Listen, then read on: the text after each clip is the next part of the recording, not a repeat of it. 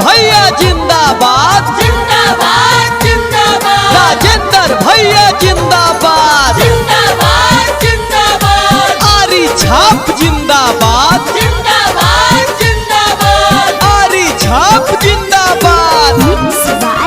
सूरज ओझा अब की चुनावा के बहल हई हवा के करो झांसा में नहीं हागे बहिनी झांसा में नहीं हागे बहिनी। अब की चुनावा के बहल हई हवा के करो झांसा में नहीं हागे बहिनी। किया अपन राजेंद्र भैया के जिला पार्षद बनई है गे बहिनी। कि 8 नंबर बटनवा यारी छापुनी सनवा पे बटन दबई है गे बहिनी। क्यों पड़े हो चक्कर में कोई नहीं है टक्कर में। क्यों पड़े हो चक्कर में कोई नहीं है टक्कर में। राजेंद्र भैया जिंदाबाद जिंदाबाद जिंदाबाद। आरी छाप जिंदाबाद। जिंदाबाद जिंदाबाद। 2 साल बीतलई 3 साल बीतलई 5 साल बीतलई गे बहिनी 5 साल बीतलई गे बहिनी। 2 साल बीतलई 3 साल बीतलई 5 साल बीतलई गे बहिनी।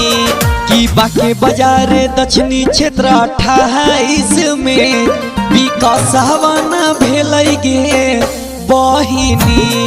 किया अपन राजेंद्र भैया के मिल के विजयी बनई है गे बहिनी। क्यों पड़े हो चक्कर में कोई नहीं है टक्कर में। जी हाँ मेरे प्यारे भाइयों बहनों, राजेंद्र कुमार जी को आप भली भांति जानते हैं पहचानते हैं। आपके अपने बाके बाजार प्रखंड क्षेत्र संख्या 28 दक्षिणी में जिला पार्षद की उम्मीदवारी को लेकर आए हैं। इनके चुनाव चिन्ह है 8 नंबर पे आरी छाप पे बटन दबाना है और भारी बहुमत से जिला पार्षद बनाना है। गली गली पीसीसी ढलैया पका के मकाना वो देथिन गे बहिनी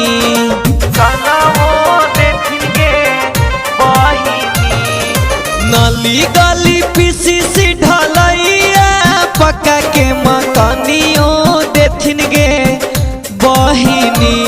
की सच्चाइन सनावा गरीबन के सनावा ध्यानवा दिहे गे बहिनी।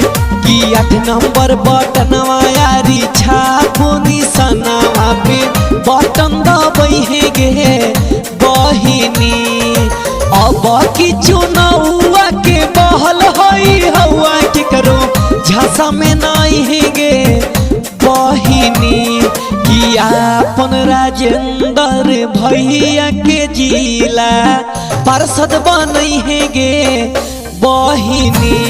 कि 8 नंबर बटनवा यारी छापुनी सनावा पे बटन दबई है गे